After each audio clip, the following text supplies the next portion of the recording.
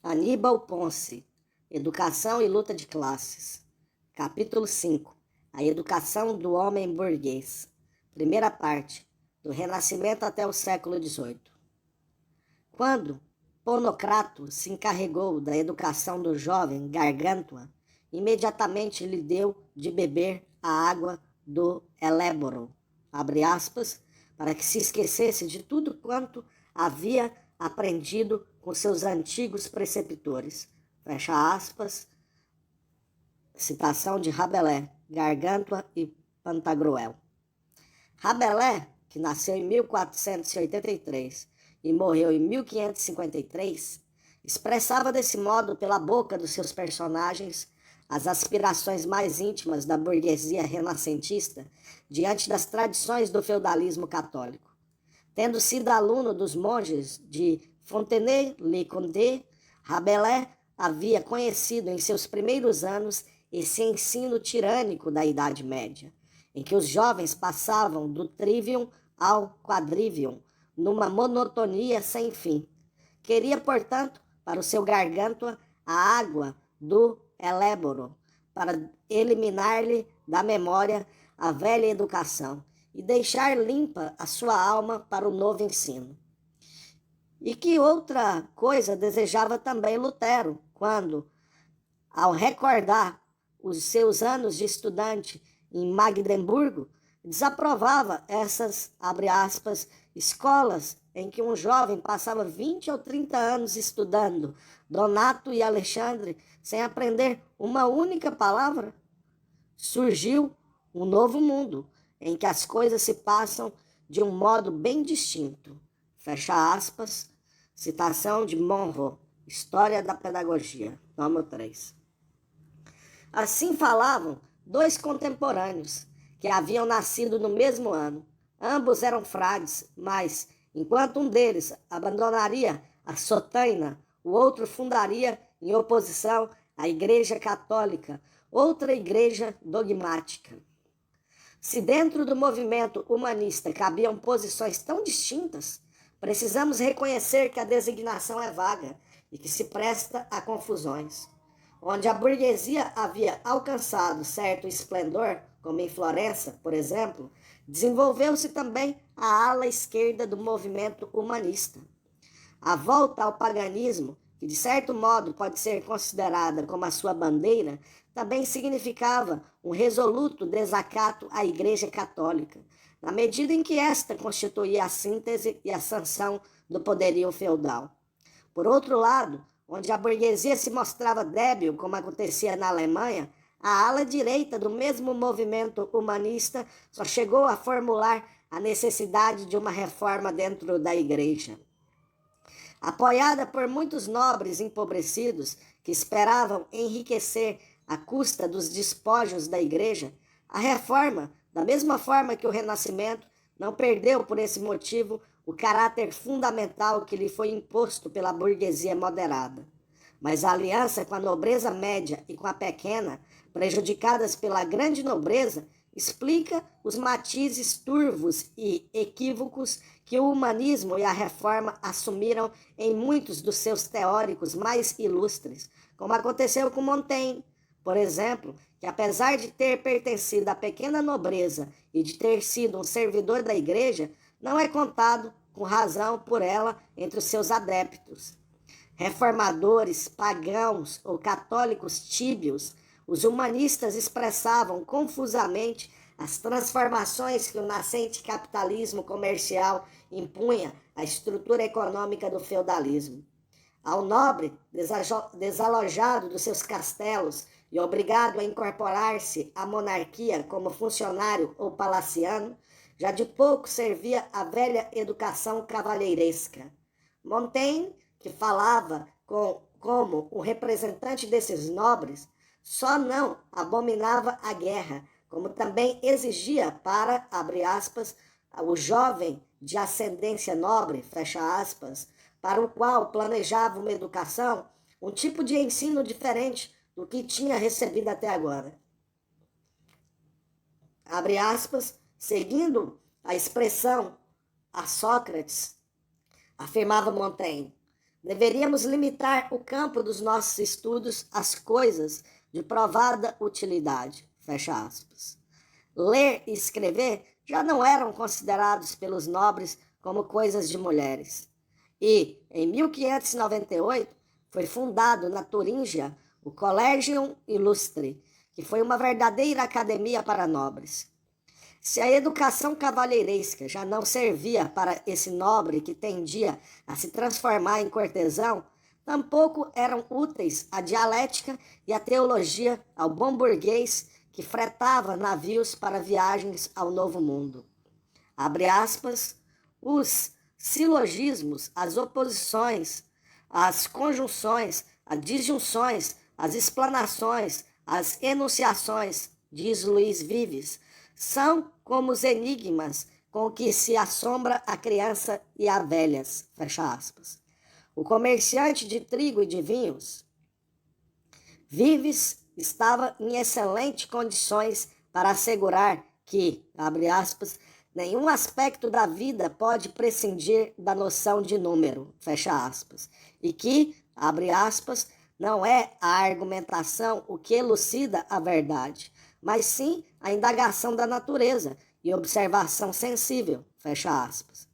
Abre aspas, o estudante, acrescenta, não deve envergonhar-se de entrar em lojas e em fábricas, de fazer perguntas aos comerciantes, de conhecer os detalhes das suas tarefas. Antigamente, os homens cultos desdenhavam indagar a respeito daquelas coisas que são tão úteis conhecer e recordar na vida. Fecha aspas. Tanto para Montaigne, que era senhor de Périgord, quanto para Luís Vives, que era um comerciante, o útil e o prático passam agora a constituir preocupações de primeiro plano. Em oposição à vida santa dos monges e à vida cavalheiresca dos barões, os humanistas defendiam outra espécie de vida que fosse mais laica do que aquela e menos predadora do que esta. Esse interesse pela vida terrena dos negócios, pela investigação e pela razão, esse cuidado em assimilar ensinamentos em vez de simplesmente recebê-los, adquirem o seu verdadeiro alcance inovador quando os comparamos com as tradições que dominavam o ensino feudal. Na Idade Média, não se dizia estudar um curso de moral, mas sim ler um livro de moral. Ao invés de seguir um curso, usava-se sempre a expressão ouvir um livro, audire, legere librum. Tanto para São Tomás, no século XIII, quanto para Santo Agostinho, no século IV, o único mestre era Deus. Consequentemente, durante a Idade Média, a obra de qualquer docente só poderia ser secundária e acidental. Qualquer coisa como a tarefa de um guia que coopera com Deus. A pedagogia de São Tomás, da mesma forma que toda a sua filosofia, era completamente oposta a essa nova concepção do conhecimento e da verdade como construções humanas, como reações humanas.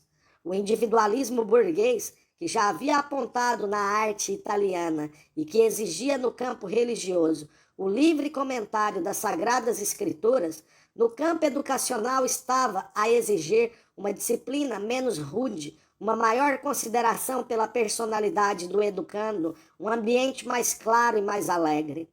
A primeira escola inaugurada pelo primeiro pedagogo do Renascimento tinha um nome que, de certo modo, era simbólico: La Casa Gioiosa. Não importa que muitos teóricos renascentistas tenham, timidamente, dado um passo atrás, quando se viram obrigados a extrair dos fatos as suas consequências últimas, que, necessariamente, deveriam ser céticas ou ateias. Não importa que o próprio Luís Vives tenha declarado que se submeteria sempre ao juízo da Igreja, abre aspas, ainda que ele me pareça em oposição aos mais firmes fundamentos da razão, fecha aspas. Tanto em Vives, quanto em Montaigne, quanto em Erasmo, é muito difícil distinguir quando deixam de ser sinceros e passam a ser covardes. Mas, se nos enunciados gerais eles nos mostram sustentáculos mais ou menos fiéis do catolicismo, nem por isso conseguiam enganar os defensores autênticos da igreja. Estes consideravam-nos como ateus e inimigos. Deixavam aqueles de dar-lhes, em grande parte, razão? Um ex-aluno de Tomás de Kempis, Rodolfo Agrícola, que nasceu em 1443 e morreu em 1485, consultado pelas autoridades de Antuérpia a respeito da escola que pretendiam fundar, respondeu textualmente, abre aspas, não escolher nenhum teólogo, nenhum retórico, fecha aspas. O que de estranho existe no fato de a Igreja, meio século depois desta resposta, e já bem alerta a respeito das verdadeiras intenções do humanismo, ter começado a dirigir contra ele as suas mais temíveis armas? De fato, um dia, Pierre de la Ramée, que nasceu em 1515 e morreu em 1572, atreveu-se a dizer que Aristóteles não havia definido bem a lógica. Isso foi o suficiente para que a Igreja conseguisse de Francisco I um decreto que foi publicado ao som de trombetas pelas ruas de Paris, declarando-o, abre aspas, temerário, arrogante, impúdico, ignorante, murmurador e mentiroso, fecha aspas. Alguns acharam que esse decreto era muito benévolo e um colega seu, o professor católico Jacques Charpentier, exigiu para ele pelo menos o desterro. Mas como era um homem combativo, Pierre de la Ramée não se deixou abater pela condenação sofrida. Estimulado pelo combate, atacou de frente a universidade, denunciou seus métodos antiquados e a negligência dos seus professores. No mesmo ano, a sua biblioteca foi incendiada. Vivendo algum tempo escondido, errante em outras ocasiões, Pierre de la Ramée não tinha ilusão a respeito da sorte que o esperava. Abre aspas, uma vez que, em defesa da verdade, declaramos guerra à escolástica e aos sofistas, devemos estar prontos a aceitar, se necessário, uma morte intrépida. Fecha aspas. Pierre de la Ramée usa aqui uma expressão injusta que taxa de sofistas os escolásticos da universidade. Queria, sem dúvida, dizer charlatões, o que era exato.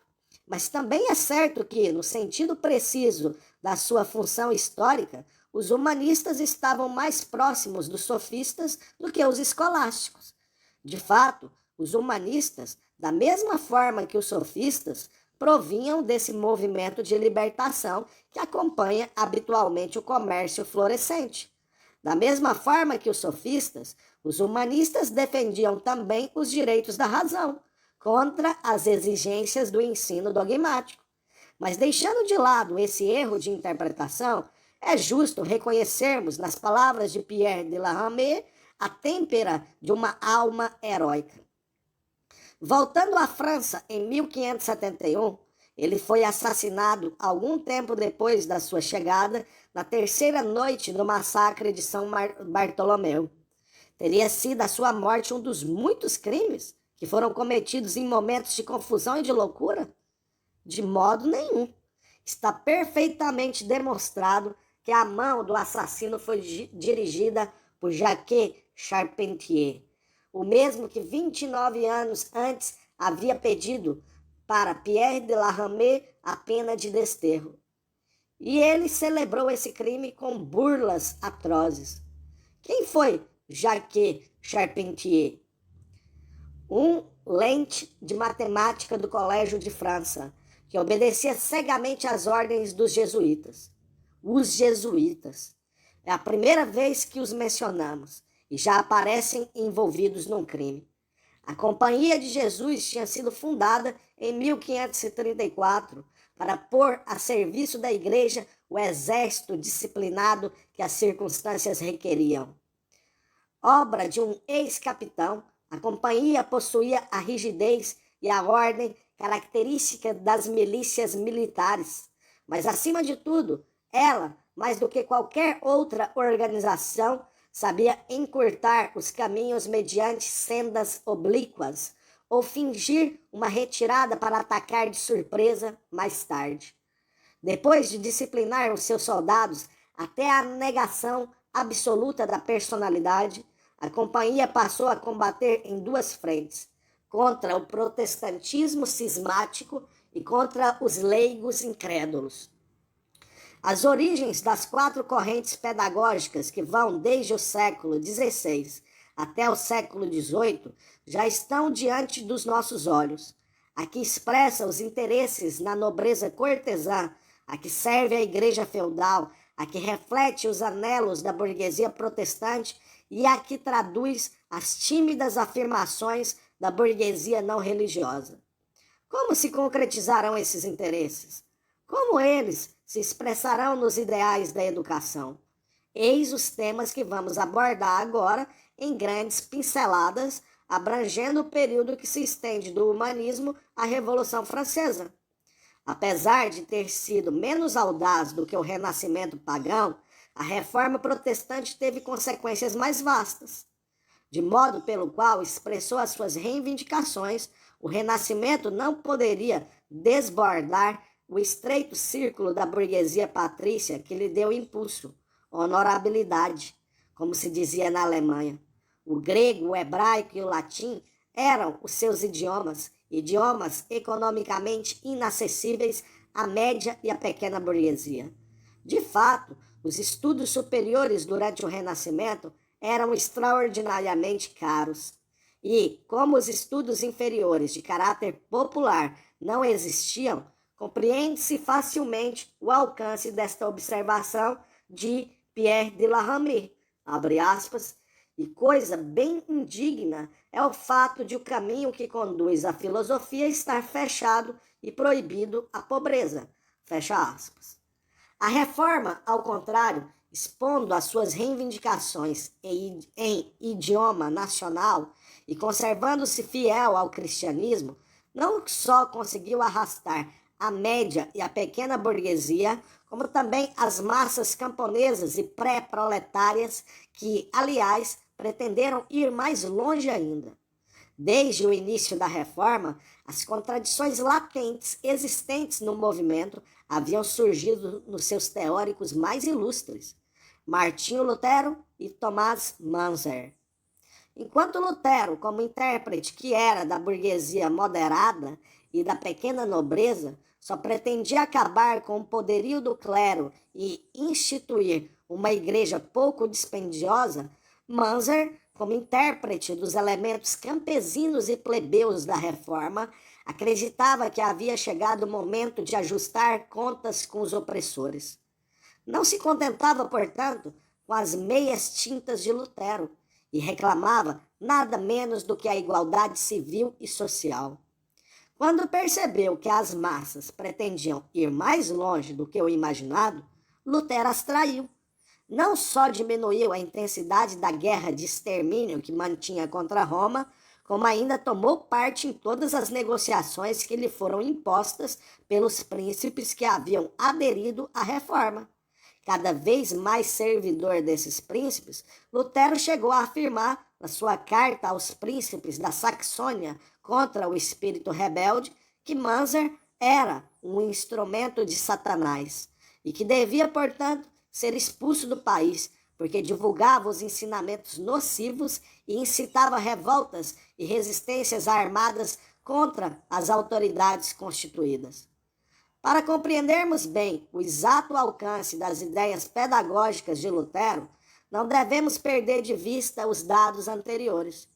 É verdade que o protestantismo, ao dar ao homem a responsabilidade da sua fé e ao colocar a fonte dessa fé nas sagradas escrituras, assumiu ao mesmo tempo a obrigação de colocar todos os fiéis em condições de salvar suas almas, mediante a leitura da Bíblia. Desse modo, a instrução elementar passava a ser o primeiro dever da caridade, e ainda que, no fanatismo de Lutero, não sobrasse muito lugar para o saber profano, não é menos certo que ele, no sermão famoso, aconselhou os pais a que enviassem os seus filhos à escola. Mas, se o protestantismo se preocupava com a educação popular, de 1524, no sentido de difundir as primeiras letras que não eram sequer levadas em conta pelas escolas monásticas católicas, ele o fazia, como dissemos, na medida em que a difusão da leitura permitia o manuseio da Bíblia e orientava o povo na direção da Igreja Reformada. Intérprete da burguesia em grau maior do que pensava, Lutero compreendeu a estreita relação que existia entre a difusão da rede escolar e a prosperidade econômica. Abre aspas. A prosperidade de uma cidade, dizia Lutero, não consiste somente em possuir grandes tesouros, fortes muralhas, belos edifícios, grandes provisões de mosquetes e armaduras. O tesouro melhor e mais valioso de uma cidade consiste em ter muitos cidadãos puros, inteligentes, honrados e bem-educados, porque estes podem recolher, preservar e usar convenientemente tudo o que há de bom. Fecha aspas. Mas se Lutero foi um dos primeiros a afirmar que a instrução constituía uma fonte de riqueza e de poder para a burguesia, também não é menos certo que ele nem de longe pensou em estender esses benefícios às massas populares. As multidões miseráveis inspiravam-lhe ao mesmo tempo desprezo e temor. Empregava para designá-las uma expressão pitoresca, Her omnes, isto é, o Senhor todo o mundo. Abre aspas, não se pode brincar muito com o Senhor todo o mundo, escreveu ele. Deus instituiu as autoridades porque deseja que haja ordem aqui na terra. Fecha aspas. E pouco depois volvia ao mesmo assunto, com uma franqueza que era quase cinismo. Devemos recorrer aos meios espirituais para obrigar os verdadeiros cristãos a reconhecerem os seus erros. Abre aspas. Mas o Senhor, todo mundo, deve ser obrigado violentamente a trabalhar e a cumprir os seus deveres piedosos, da mesma forma que mantemos acorrentados e aprisionados os animais selvagens. Fecha aspas. O homem das classes inferiores continuou, portanto, excluído da educação, e a tal ponto que um historiador da pedagogia de marcada tendência protestante, Painter, reconheceu, abre aspas, que não se fundou nenhum sistema popular de instrução, fecha aspas. O horizonte mental das aldeias não se havia modificado em nada. Em vez de professores, continuavam recebendo pregadores. A seguinte ordem do eleitor do Brandemburgo, em 1573, mostra claramente o que era uma escola rural da época. Abre aspas. Em todos os sábados de tarde, ou quando o pastor o ordenar, o sepultador da aldeia lerá ao povo, especialmente às crianças e aos jovens servidores, o pequeno catecismo de Lutero e os ensinará a rezar.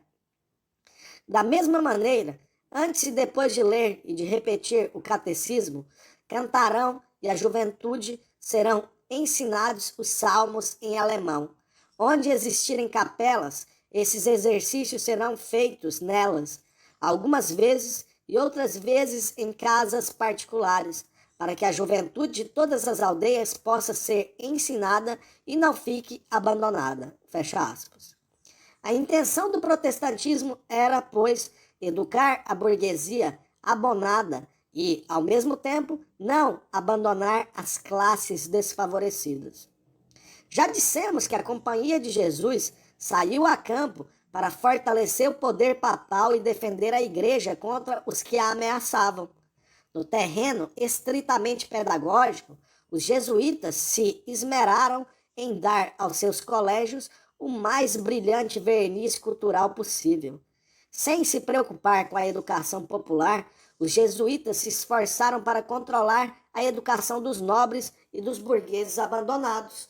Conselheiros dos grandes senhores, diretores espirituais das grandes damas, professores solícitos das crianças bem-nascidas, os jesuítas se insinuaram de tal modo na vida do século que, em pouco tempo, estavam à testa do ensino.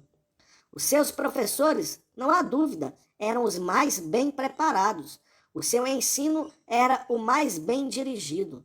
Desde a soletração até as representações teatrais que tanto apreciavam, os jesuítas interpretavam as menores exigências da época para dar aos seus alunos a melhor educação possível, que fosse compatível com os interesses da igreja e da sua ordem.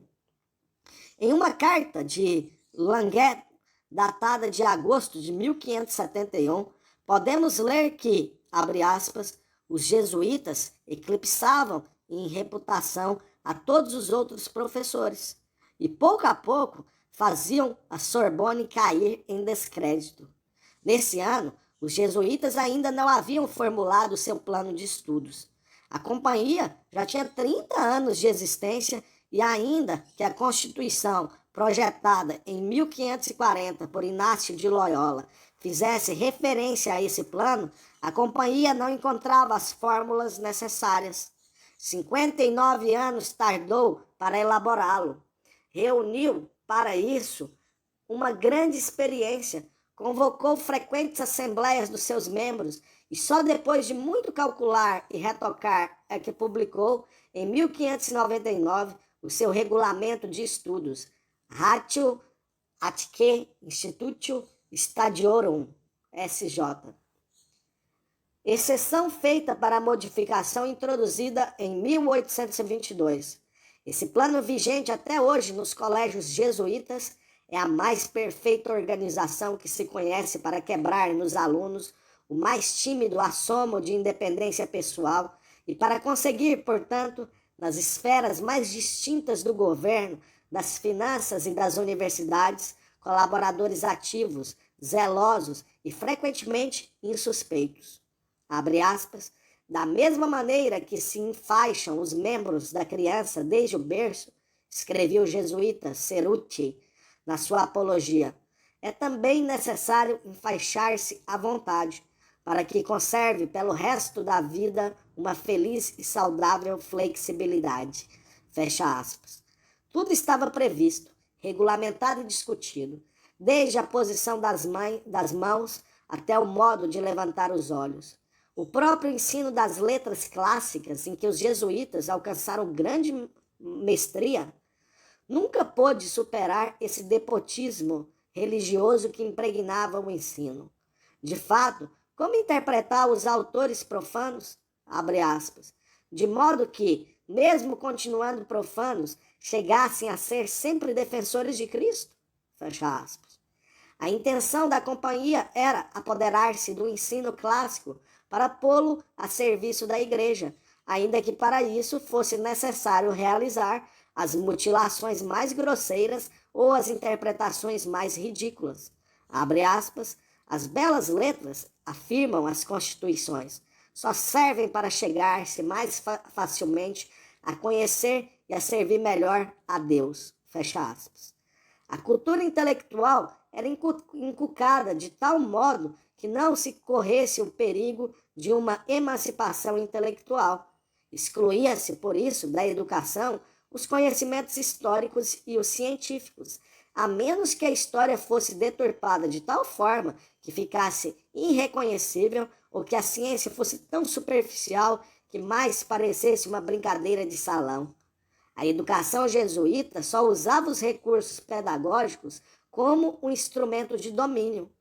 Especializados, sobretudo, no ensino médio, os jesuítas conseguiram de tal forma realizar os seus propósitos que, desde os fins do século XVI até os começos do século XVIII, ninguém se atreveu a disputar à Companhia de Jesus a hegemonia pedagógica que a Igreja havia reconquistado. Essa época corresponde aos tempos áureos da monarquia absoluta e podemos compreender por que, durante o longo tempo em que a pequena e a média burguesia tiveram de conter as suas impaciências, esteve em mãos dos jesuítas a educação dos nobres e da alta burguesia. De fato, afirmamos mais uma vez, os jesuítas nunca se importaram com a educação da pequena burguesia ou com a das chamadas camadas populares. É verdade que encontramos na sua Constituição uma passagem em que podemos ler que, abre aspas, seria uma obra de caridade ensinar os ignorantes a ler e a escrever, fecha aspas. Mas logo depois surge esta outra passagem de sentido não duvidoso, abre aspas. Nenhuma das pessoas empregadas em serviços domésticos pela companhia deverá saber ler e escrever, e elas não deverão ser instruídas nesses assuntos, a não ser com o consentimento do geral da ordem, porque para servir a Jesus basta a simplicidade e a humildade, fecha aspas. Mas, se os jesuítas desprezavam de modo tão claro tudo o que se referia à educação popular, havia outras ordens católicas que se encarregavam dessa educação. Não é o caso de falarmos agora dos membros da Ordem de São Jerônimo, nem dos irmãos das escolas cristãs. Basta recordarmos que Tomás de Kempis, o autor de A Imitação de Cristo, foi um dos membros desta ordem. Para compreendermos que esses religiosos não eram movidos pelo desejo de instruir as massas, e sim pela intenção de salvar as suas almas, abrindo-lhes as páginas da Escritura, abre aspas, guarda-te do desejo de saber demasiado, afirma Kempis. É um grande insensato o que busca algo que não seja a sua própria salvação, fecha aspas. Em relação aos irmãos das escolas cristãs, basta assinalar que a regra mais importante das suas escolas era de guardar silêncio, mestres e discípulos. Era praticamente proibido falar com os professores, e os castigos corporais alcançaram nelas uma verdadeira consagração. Prefiro, em troca, deter-me um momento na figura de Charles Demiat, tão incensado pelos católicos como iniciador do ensino primário gratuito.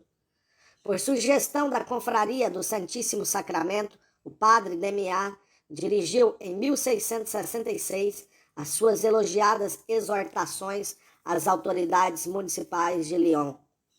Mais de um século depois da Carta de Lutero, de 1524, a Igreja Católica tomava em relação à instrução nas cidades uma atitude semelhante à defendida nessa carta.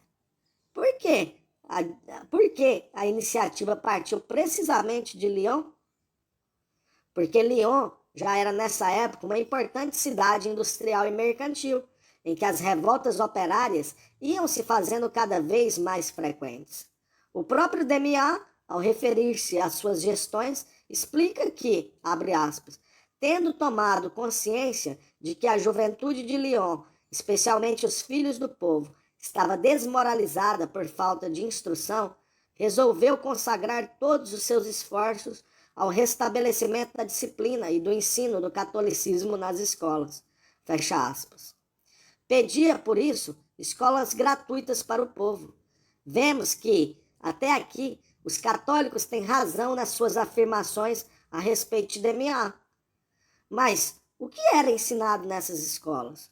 Os cônsules da cidade nos informam a respeito em 30 de novembro de 1670, sem nenhuma pretensão a serem irônicos. De fato, ao concederem subvenção a uma dessas escolas, declaram que nessas escolas se ensinavam, abre aspas, os princípios da religião cristã e até a ler e a escrever, fecha aspas. Outra característica importante dessas escolas levou alguns dos seus admiradores a ver em Charles Demiat um precursor da escola do trabalho. Demiat queria, de fato, ensinar trabalhos manuais nas suas escolas, mas de tal modo, abre aspas, que as escolas venham a ser agências de informação ou lugares de mercado em que as pessoas abonadas pudessem ir buscar servidores domésticos ou empregados comerciais ou industriais. Fecha aspas. Além disso, os professores dessas escolas visitavam as famílias dos seus alunos para colher informações a respeito dos, abre aspas, costumes e das práticas religiosas dos seus pais. fecha aspas, e interferiam diretamente nos correios para que não se difundissem livros contaminados de heresias. Além disso, os mestres deviam praticar exercícios religiosos e fazer retiros espirituais. Em relação às professoras, que deviam cuidar da educação das meninas, DMA prescreve que levem consigo, abre aspas, uma esponja molhada em água benta, fecha aspas, sempre que saiam em viagem. Colocar sob o controle da igreja a escassa instrução que se ministrava na época e orientar para a mansidão as aspirações dos trabalhadores, esses eram, na realidade, os propósitos fundamentais das escolas populares de DMA. Que é que impelia a igreja a lançar-se, de um lado, à conquista das classes dirigentes e, do outro, ao encontro das massas para assumir, desde o início, a direção dos operários? O mercado comercial, que o descobrimento da América ampliou enormemente, repercutiu fundo na técnica de produção. Os instrumentos que eram empregados até então requeriam processos individuais de trabalho, isto é, eram feitos para serem usados por um só operário. Mas pressionada pelas exigências do comércio que se desenvolvia, a burguesia da época concentrou e modificou esses meios de produção, até então isolados e mesquinhos, transformando-os na enorme força que todos conhecemos. A partir do século XVI, a burguesia começou a reunir os operários até então esparsos para conseguir um trabalho de cooperação. Por meio de uma gradual socialização dos trabalhadores e dos instrumentos de produção, foi-se passando da cooperação simples à manufatura e desta à grande indústria. Não podemos expor minuciosamente aqui este processo, e, aliás, não é mesmo este o objetivo deste livro, mas assinalaremos a sua principal característica. Quando a máquina de fiar substituiu o fuso e o tear mecânico, o manual, a produção deixou de ser uma série de atos individuais para se converter numa série de atos coletivos. Essa maneira de transformar as mesquinhas ferramentas do artesão em máquinas cada vez mais poderosas, e por isso mesmo só manejáveis por um conjunto de trabalhadores, colocou nas mãos da burguesia um instrumento tão eficaz que, em poucos séculos, a humanidade progrediu mais do que em todos os milênios anteriores. O domínio sobre a natureza, com que o homem sonhava desde a infância da humanidade, influenciou as ideologias. 2 séculos antes, Agrícola havia aconselhado aos seus contemporâneos a que, abre aspas, considerassem suspeito tudo o que lhes havia sido ensinado até então, fecha aspas. E o mesmo aconselhavam agora Bacon, que nasceu em 1561 e morreu em 1626, e Descartes, que nasceu em 1596 e morreu em 1650, e Pascal, que nasceu em 1623 e morreu em 1662. O primeiro afirmava que a verdade muda com o tempo. O segundo aconselhava que só a evidência poderia convencer alguém. E o terceiro insistia em que a experimentação era o único critério seguro no campo científico. O Novum Organum de Bacon data de 1620. O Discurso do Método de Descartes data de 1637. O fragmento de um tratado sobre o vazio de Pascal data de 1651. Com a diferença de poucos anos, a filosofia e a ciência refletiam as profundas modificações que a economia ia introduzindo na estrutura social. Mas ainda estava faltando algo. Enquanto Galileu, que nasceu em 1564 e morreu em 1642, descobriu os satélites de Júpiter, e Harvey, que nasceu em 1578 e morreu em 1657, a circulação do sangue, nas escolas da burguesia continuava se ensinando as ciências dos antigos, quer dizer, uma anatomia sem dissecações e uma física sem experimentos. Bacon afirmava que, abre aspas, o poder aumenta com os conhecimentos, fecha aspas. Mas a burguesia tardava em introduzir nas suas escolas essa promessa tentadora. É bem verdade que a igreja estava sempre vigilante e que Descartes desistiu de publicar o seu livro sobre o mundo em 1633, quando soube o que estava ocorrendo com Galileu em Roma.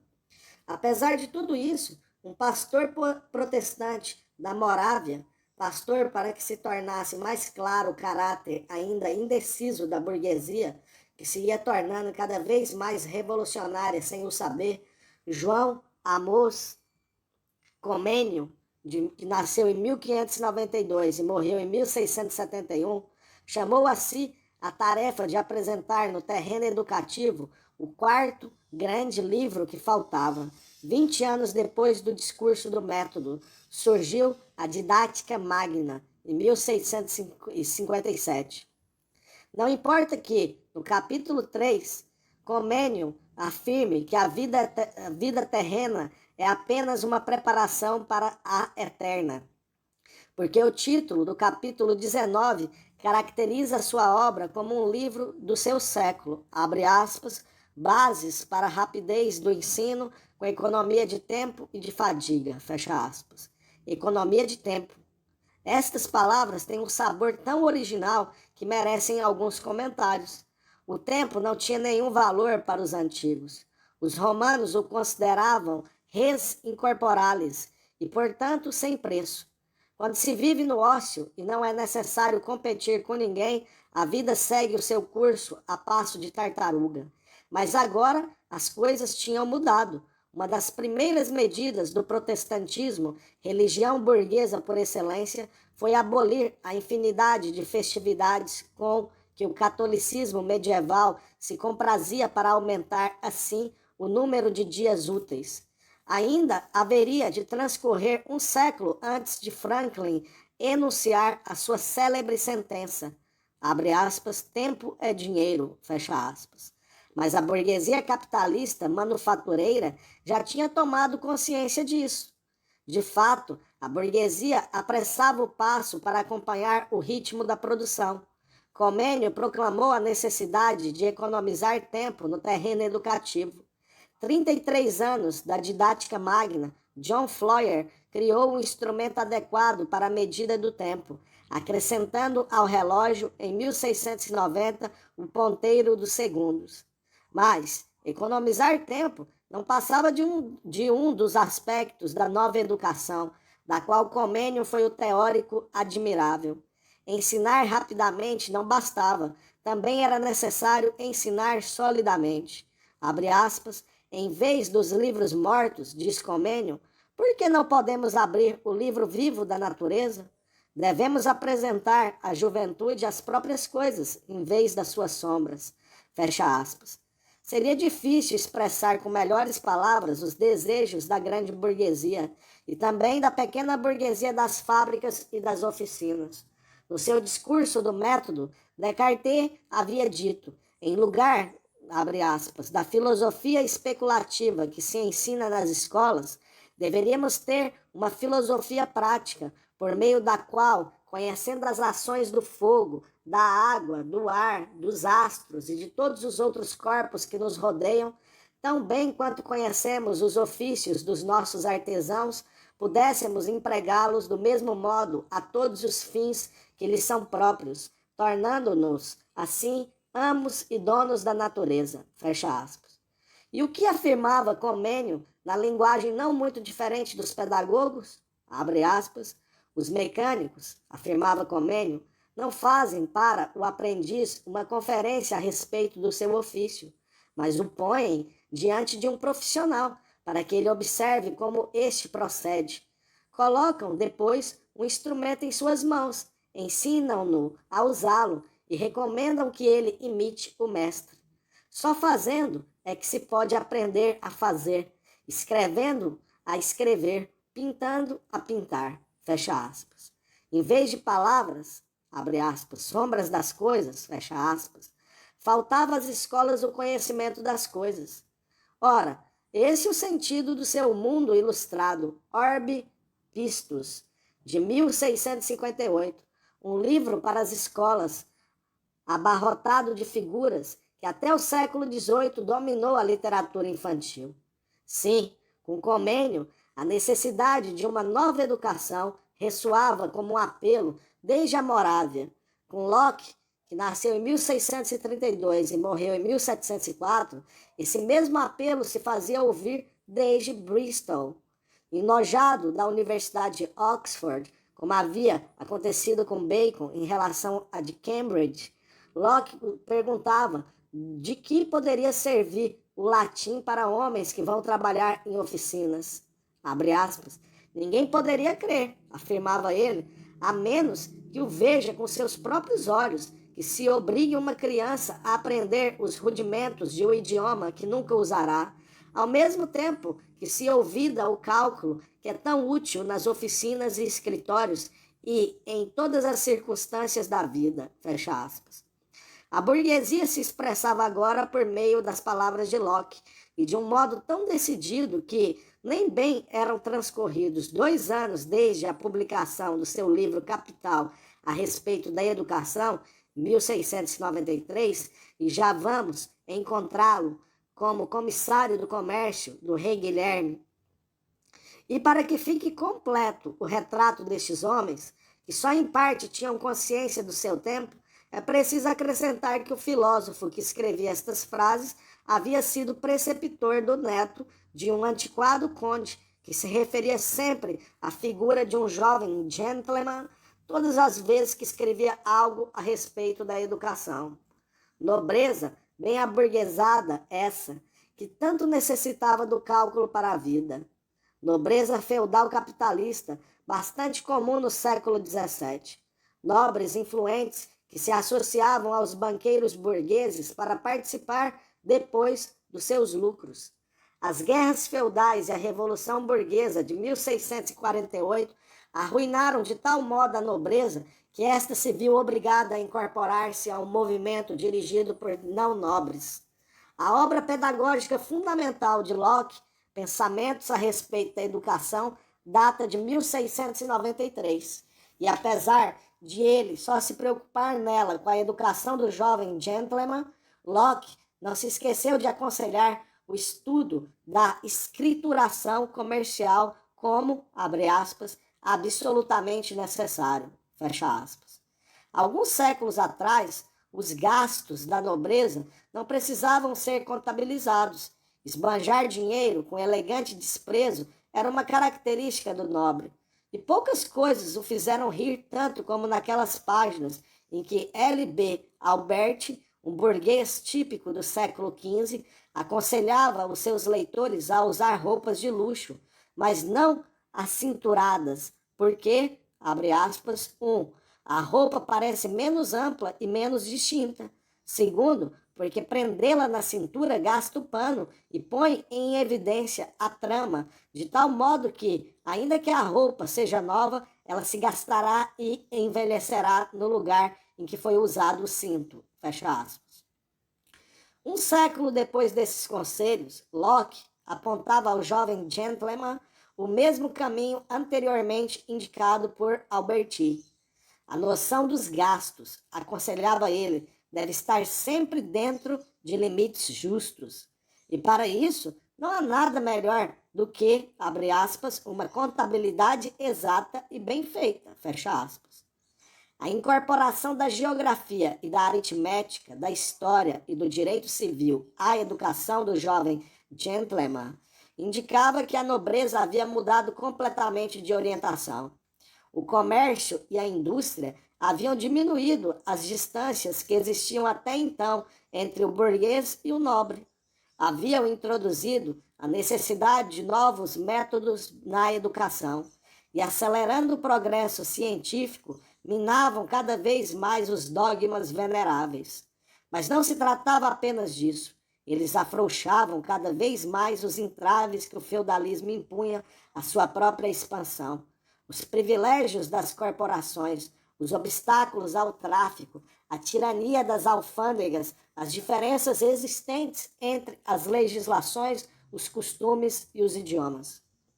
Os fisiocratas lançaram, então, contra as barreiras do feudalismo, o seu famoso lema, abre aspas, deixai fazer, deixai passar, fecha aspas. A liberdade de comércio, que era para a burguesia uma questão vital, trouxe também consigo, como uma consequência necessária, a liberdade desse outro comércio de crenças e de ideias.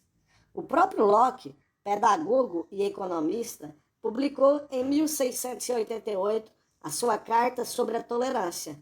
Recordemo-nos do título e notemos a nova ideia que introduz. Sob a forma oblíqua do deísmo, primeiro, e depois sob a forma mais crua do ceticismo, a burguesia se esforçava por expulsar a igreja dos seus últimos redutos. Aquele, abre aspas, silêncio dos espaços, fecha aspas, que amedrontava Pascal, já não impressionava nem mesmo as marquesas que gostavam de rodear Fontenelle. A crítica desapiedada contra a nobreza e contra a infame, para empregar o epíteto que Voltaire dava à igreja, obrigou a burguesia a reconsiderar todos os seus problemas.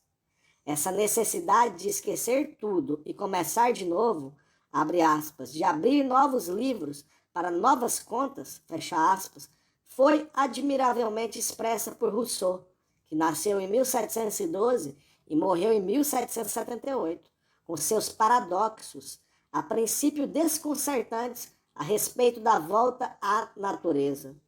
Cada vez que, num regime social, se vislumbra a possibilidade iminente de uma derrocada, surge sempre como sintoma infalível a necessidade de um retorno à natureza. Quando da decadência do mundo antigo, foram os estoicos que proclamaram a urgência de uma vida mais simples. Quanto da decadência do feudalismo, foram os renascentistas que, em nome de uma volta ao antigo, impuseram um paganismo da carne e da beleza. E agora, quando a monarquia, levantada sobre as ruínas do feudalismo, sentia que a sua antiga aliada, a burguesia, ia crescendo em ambição e em ousadia, surge Rousseau para proclamar com um entusiasmo ardente o evangelho da natureza. Evangelho em que ressurgiram, mais vigorosos do que nunca, o individualismo dos sofistas, o culto da personalidade dos estoicos, a volta aos antigos dos renascentistas. Abre aspas, a felicidade suprema dos filhos da terra é a personalidade, fecha aspas. Sentenciará Goethe logo mais. E que outra coisa que não o individualismo burguês se escondia sob tantas manifestações aparentemente distintas? Ironia de Voltaire, ingenuidade de Rousseau, moralismo de Kant? Depois de tantos séculos de sujeição feudal, a burguesia afirmava os direitos do indivíduo como premissa necessária para a satisfação dos seus interesses. Liberdade absoluta para contratar, comerciar, crer, viajar e pensar. Nunca, como então, se falou tanto em humanidade, cultura, razão e luzes. E é justo conhecermos que a burguesia comandou o assalto ao mundo feudal e à monarquia absoluta com tal denodo, com tanto brilho e com um entusiasmo tão contagioso que, por um momento, a burguesia assumiu diante da nobreza o papel de defensora dos direitos gerais da sociedade. Depois de barrotar os barões, apoiando-se na burguesia, o rei buscava o apoio da nobreza para conter os burgueses. Mas a nobreza já havia perdido há muito tempo aquela função de proteção que, nos começos do feudalismo, deu aos barões uma missão social que é, de certo modo, inegável. Já nos tempos da Reforma, Lutero aconselhava os habitantes das cidades a tomar em suas mãos o ensino das escolas, porque os pobres nobres estão sempre muito ocupados, abre aspas, com os altos negócios da adega, da alcova e da cozinha, fecha aspas. Mas a nobreza do século XVIII ainda estava mais ocupada com altíssimos negócios do que a do tempo de Lutero. Em sua novela satírica Le Bijou Indiscret, Diderot se referia à educação do príncipe Nangong, nos seguintes termos, abre aspas, graças às suas felizes disposições e às não interrompidas lições dos seus mestres, Nangong não ignorou nada do que um príncipe deve aprender nos seus 15 primeiros anos de vida, de tal modo que, aos 20, sabia beber, comer e dormir tão bem quanto qualquer potentado da sua idade, fecha aspas. Os privilégios que a nobreza tinha em outros tempos, quando a produção era escassa e o comércio exíguo, quando as mais curtas viagens de uma cidade a outra implicavam riscos que custamos a compreender, pareciam agora insustentáveis, agora que Nesker, o banqueiro de Genebra, era a derradeira esperança do último capítulo. Para que uma classe possa assumir a representação de uma sociedade, ensinava o jovem Marx na sua crítica à filosofia do direito de Hegel, é necessário que todos os vícios da sociedade estejam concentrados em outra classe, isto é, abre aspas, o que determinada classe seja do escândalo público, a personificação do obstáculo geral, a encarnação de um crime notório para todos, de tal maneira que, ao emancipá-los dessa classe, se realize a emancipação de todos. Fecha aspas. Nos fins do século XVIII, a nobreza era evidentemente a classe do escândalo público. Para os burgueses e os artesãos, para os trabalhadores e os camponeses, ela era a encarnação de um crime notório para todos. Contra ela, o tiers-état assumiu a representação dos interesses sociais ofendidos e de todas as humilhações até então sofridas em silêncio e, bem seguro já da sua força e do seu ânimo, lançou aos nobres o seu desafio. Abre aspas. O que é que somos? Nada. O que é que deveríamos ser? Tudo. Fecha aspas. Os que assim falavam não o faziam apenas em nome da burguesia. Nem a burguesia, nem o proletariado já se haviam separado do terceiro estado, que os englobava conjuntamente. Consequentemente, o movimento de que falamos teve um impulso inicial, como não se havia visto outro desde a Reforma. Mas da mesma forma que nesta, o que existia de contraditório nos elementos que constituíam o terceiro estado, se refletia na ideologia não muito homogênea dos seus teóricos, desde a esquerda dos materialistas até a direita dos fisiocratas, orgulhosos aqueles de extrair as consequências mais audazes, ciosos estes de se manterem em posições moderadas. De fato, que diferença entre o deísmo de Voltaire e o ateísmo de Holbach? Que diferença também entre a educação egoísta de Rousseau, aspirava para o seu Emílio, sempre acompanhado pelo seu criado, e a educação generosa que Diderot exigia por conta do Estado para todos os cidadãos do país.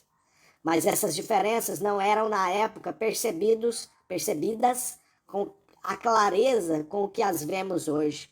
Os filósofos e os enciclopedistas formavam mais ou menos um todo compacto que se preparava para o assalto à Bastilha ideológica. Com seus erros, as suas confusões e as suas torpezas, os ideólogos do tiers-état alcançaram, em certos momentos, a fibra característica dos revolucionários. Uma fibra tão forte e tão varonil que não podemos evocar esse instante da história da humanidade sem reconhecer que a burguesia que o inspirava alcançou nesse momento o ponto mais alto de toda a sua vida. Abre aspas. Na ordem da natureza, dizia Rousseau, todos os homens são iguais. O estado de homem é a sua vocação comum, e ao que esteja bem dirigido para ela, não lhe faltará nada do que a tal estado corresponda. Para mim, tem pouca importância o fato de o meu discípulo estar destinado à carreira das armas, à igreja ou às lides forenses. Antes do destino escolhido para ele pelos seus pais, a natureza o chama para a vida humana. Viver é o que eu desejo ensinar-lhe. Quando sair das minhas mãos, ele não será magistrado, soldado ou sacerdote. Ele será, antes de tudo, um homem. Fecha aspas. Não nos detenhamos agora nas suas frases equívocas, nem nas suas promessas falazes.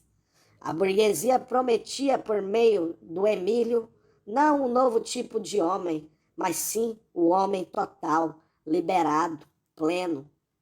Veremos na próxima lição tudo o que havia de falso nesse ideal exteriormente tão magnífico e também descobriremos por que, ao atraiçoá-lo, a burguesia teve de ir descendo da miséria e miséria até a agonia total que presenciamos. Detenhamo-nos hoje no seu momento luminoso, quando ergueu para o mundo uma esperança tão magnífica que conseguiu, durante alguns anos, inflamar com ela os exércitos gloriosos dos que nada tinham.